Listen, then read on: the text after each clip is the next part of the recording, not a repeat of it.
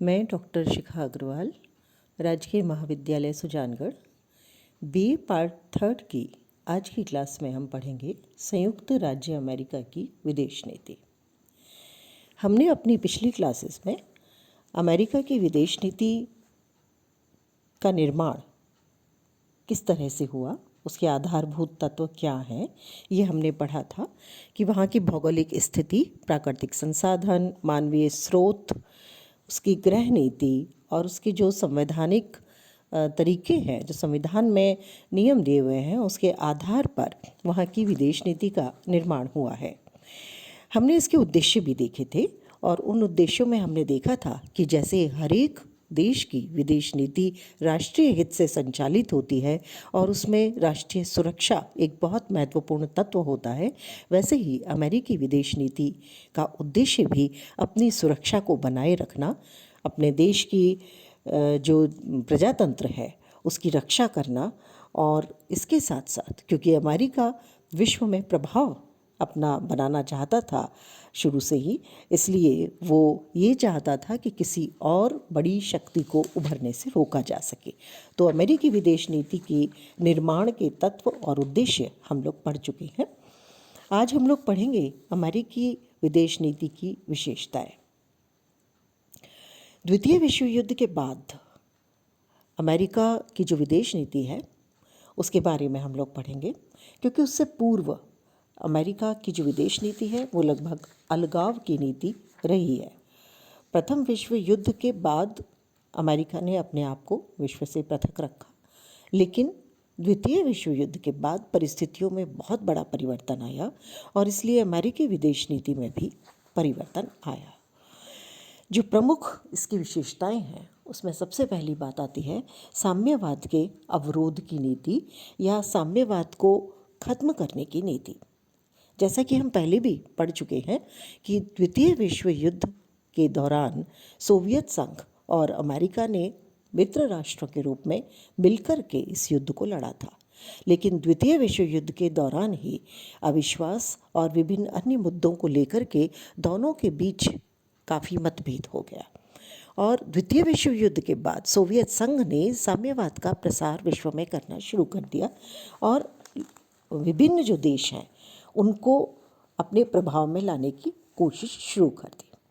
लेकिन संयुक्त राज्य अमेरिका ने साम्यवाद के परिरोधन की नीति को अपनाया और इसीलिए उसने कहा कि जहाँ भी कहीं सोवियत संघ अपने दबाव का प्रयोग करेगा वहीं पर संयुक्त राज्य अमेरिका अपने प्रति दबाव का प्रयोग करेगा।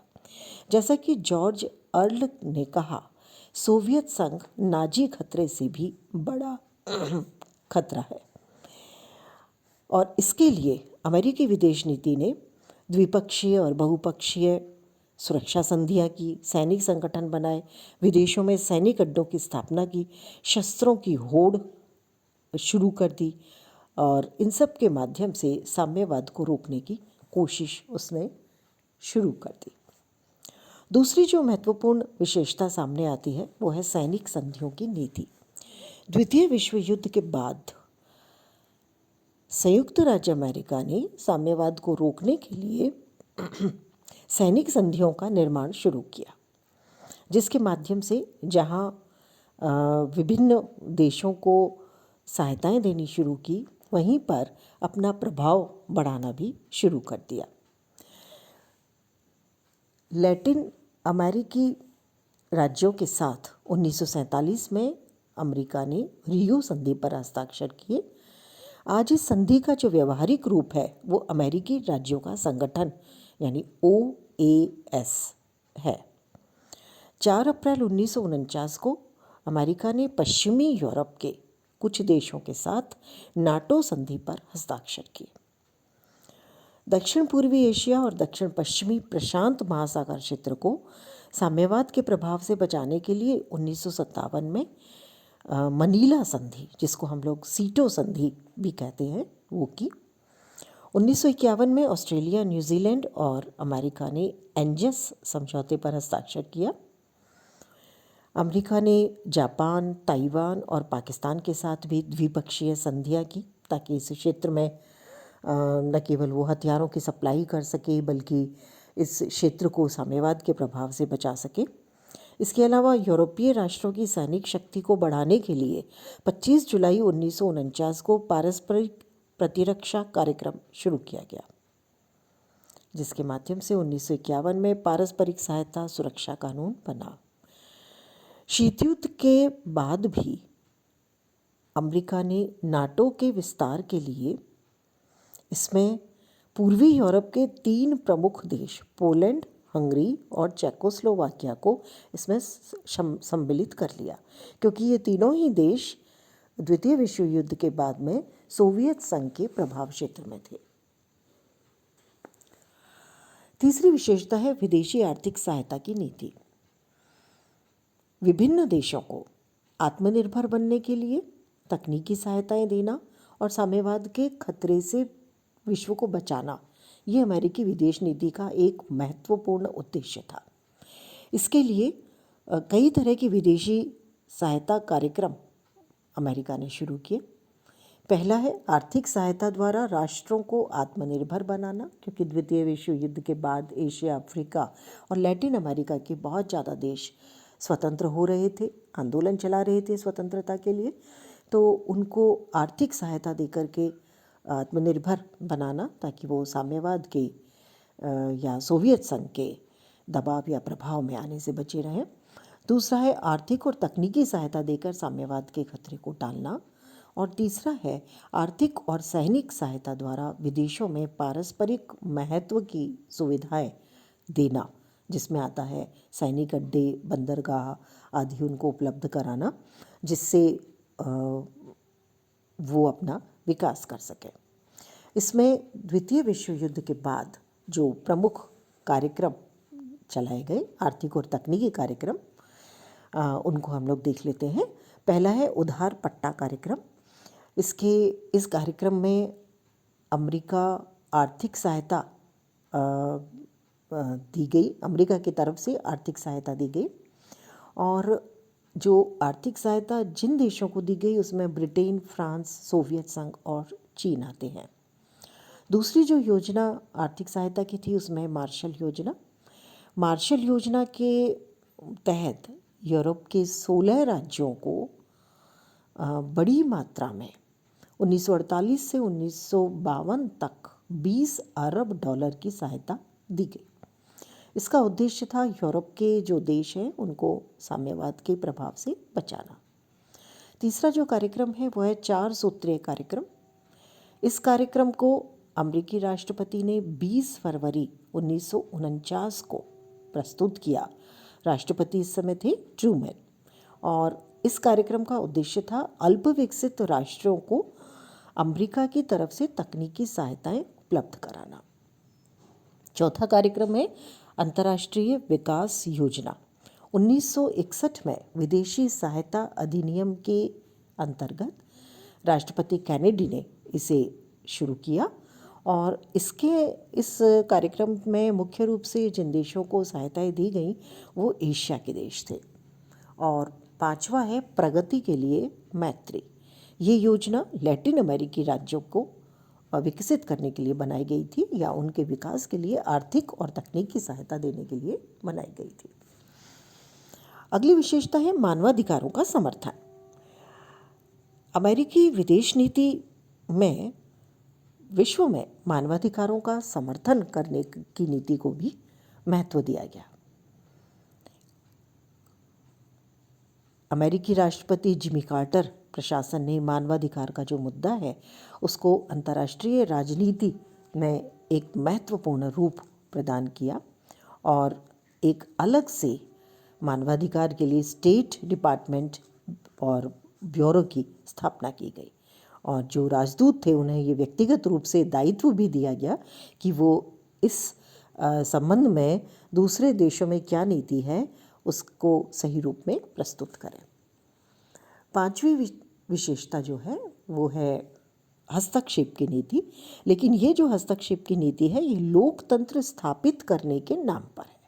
पड़ोसी देशों में हस्तक्षेप करने की नीति यहाँ अपनाई गई, और इसमें जो अमेरिकी नागरिक थे उनके हितों के नाम पर दूसरे देशों में दखल दिया गया, ये हस्तक्षेप किया गया। इस तरह का जो हस्तक्षेप है ये अमेरिका ने अपने आसपास के जो क्षेत्र हैं उनमें किया। 1983 में इस तरह का हस्तक्षेप ग्रेनाडा में किया गया, 1989 में पनामा में किया गया और 1965 में डोमिनिकन गणराज्य में इस तरह का हस्तक्षेप किया गया। और जो उस समय के राष्ट्रपति थे लिंडन बी जॉनसन, उन्होंने वहाँ 14,000 नौसैनिक भेजे थे और उसे अमेरिकी नागरिकों की रक्षा के लिए सही ठहराया था। वास्तव में ये जो दखल था ये डोमिनिकन राज्य में साम्यवाद के बढ़ते प्रभाव को रोकने से था। ग्रेनाडा में भी 25 अक्टूबर 1983 को अमेरिका ने 1900 सैनिक भेजे थे। सितंबर 1994 में लोकतंत्र के नाम पर अमेरिका ने हेती की राजधानी पोर्ट प्रिंस में भी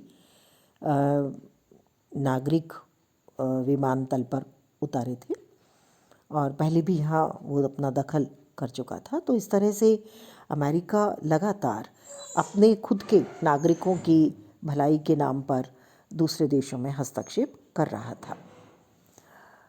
और अगली जो विशेषता आती है वो है विकासशील देशों पर दबाव बनाने की नीति।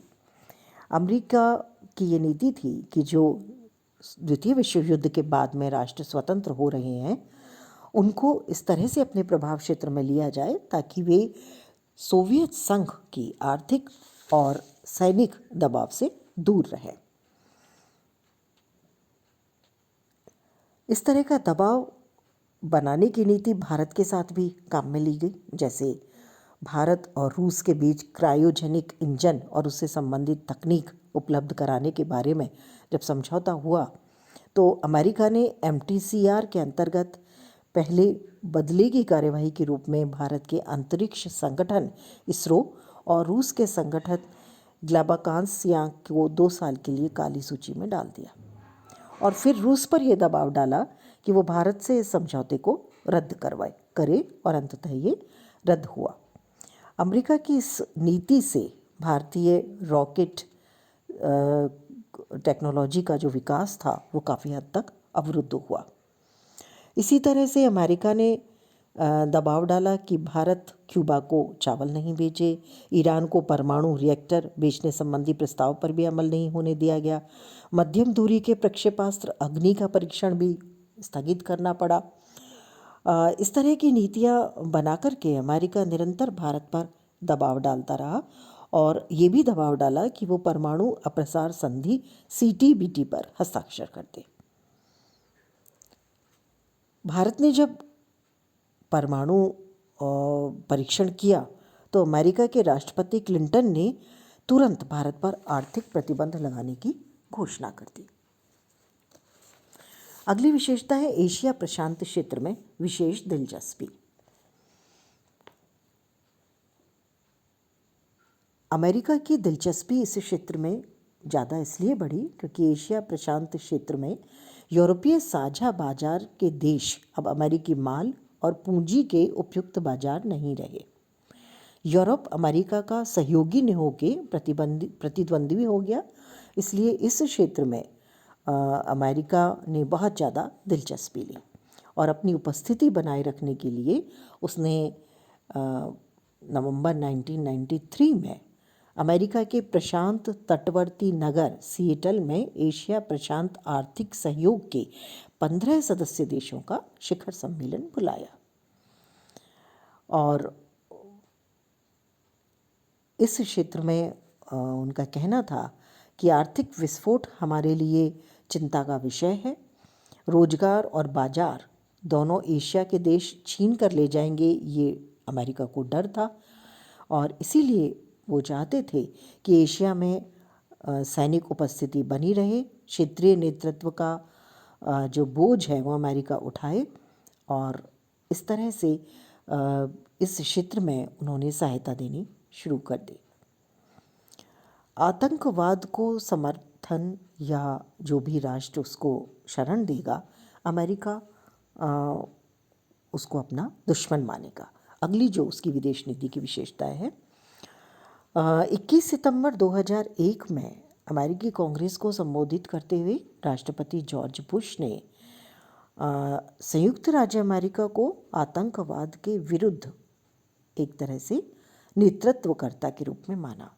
उन्होंने कहा कि आज के बाद जो भी देश आतंकवादी को शरण देगा या उसका समर्थन करेगा उसे अमेरिका अपना दुश्मन मानेगा। और नवी विशेषता है आश्रित और उपग्रह राज्यों की स्थापना की नीति। ये नीति एक तरह से अमेरिका उपनिवेशवादी तकनीक का सहारा लिए बिना अपना वैश्विक साम्राज्य स्थापित करने के लिए अपना रहा था।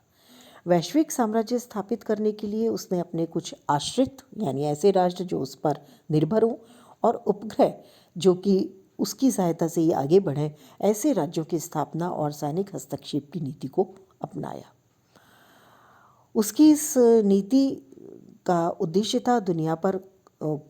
दुनिया पर कब्जा करना नहीं था, बल्कि जहाँ भी कहीं युद्ध होता जैसे अफ़गानिस्तान और ईरान में, तो उसके बाद मित्रतापूर्ण शासन की स्थापना करना और वहाँ से हट जाना। ये एक तरह से उसने नीति अपनाई जिससे उन राष्ट्रों को अपने एक तरह से आश्रित किया जा सके या उनको अपना उपग्रह बनाया जा सके। तो कुल मिलाकर के ये अमेरिकी विदेश नीति की विशेषताएं हैं। अब आते हैं अमेरिकी विदेश नीति की ऐतिहासिक पृष्ठभूमि क्या है। जो प्रमुख बातें इसमें आती हैं, पहली बात आती है कि 1783 में छोटे छोटे राज्यों से संयुक्त राज्य अमेरिका बना। ये 13 छोटे राज्य थे। 19वीं शताब्दी तक अमेरिका ने अहस्तक्षेप की नीति को अपनाया, वो विश्व से अलग रहा और लगभग हम ये कहें कि किसी भी प्रकार के झगड़े जो यूरोप के थे उनमें उसने तटस्थता की नीति को अपनाया और यही अपनी सफलता की कुंजी उसने मानी। 20वीं शताब्दी की शुरुआत से विश्व राजनीति में उसने अपना प्रभाव बढ़ाना शुरू कर दिया। ये 1901 से शुरू होता है जब रूजवेल्ट अमेरिका के राष्ट्रपति बने और उनका ये मानना था कि अमेरिका को विश्व की सबसे बड़ी शक्ति एक तरह से बनना है। और उसके बाद 1933 के बाद पूरी तरह से वो अंतर्राष्ट्रीयतावाद की ओर उन्मुख हो गया और 7 दिसंबर 1941 को जब जापान के पर्ल हार्बर पर बम वर्षा की, उसके बाद अमेरिका की नीति एकदम से बदल गई। अमेरिकी विदेश नीति को हम समझने के लिए अलग अलग चरणों में बांट करके देखेंगे। और द्वितीय विश्व युद्ध के बाद अमेरिका एकदम नई स्थिति में आ गया था। द्वितीय विश्व युद्ध से जर्मनी, जापान और इटली एक तरह से राजनीतिक रूप से ध्वस्त हो गए थे। ब्रिटेन और फ्रांस बहुत ज़्यादा कमज़ोर हो गए थे, एक तरह से द्वितीय श्रेणी में आ गए थे। ब्रिटेन और फ्रांस के जो उपनिवेश थे वो भी अब स्वतंत्रता की ओर बढ़ रहे थे और अधिकांश स्वतंत्र होने की कोशिश कर रहे थे। अब अमेरिका एकमात्र विश्व में बहुत बड़ी शक्ति के रूप में उभर कर सामने आया था। हालांकि सोवियत संघ भी अपनी शक्ति को तेज़ी से बढ़ा रहा था और साम्यवाद के आधार पर आगे बढ़ने की कोशिश कर रहा था। हम देखेंगे द्वितीय विश्व युद्ध के बाद अमेरिकी विदेश नीति के जो प्रमुख चरण है वो क्या कहते हैं। सबसे पहले हम देखेंगे अमेरिकी राष्ट्रपति ट्रूमैन की विदेश नीति जो 1945 से 1952 तक की है। इसको हम अलग अलग हिस्सों में देखेंगे। सबसे पहला है सहयोग और अनुकूलता की नीति। द्वितीय विश्व समाप्त होने पर ये माना गया था कि मित्र राष्ट्रों के साथ शांतिपूर्ण संबंध चलेंगे और इसीलिए अमेरिकी राष्ट्रपति ने सहयोग और अनुकूलता की नीति को अपनाया। इसमें संयुक्त राष्ट्र संघ की स्थापना आता है। युद्ध से जिन देशों का बहुत ज़्यादा विनाश हुआ था उन्हें पुनर्वास और पुनर्निर्माण के लिए सहायता देना आता है। यूरोप के देशों से सेनाओं को हटाना, जर्मनी और उसके साथी राष्ट्र जो थे उनके साथ संधि करना जैसी नीतियों को अपनाया गया। 1945 में राष्ट्रपति ट्रूमैन ने अमेरिका की विदेश नीति के संबंध में 12 सूत्रीय उद्देश्यों की घोषणा की और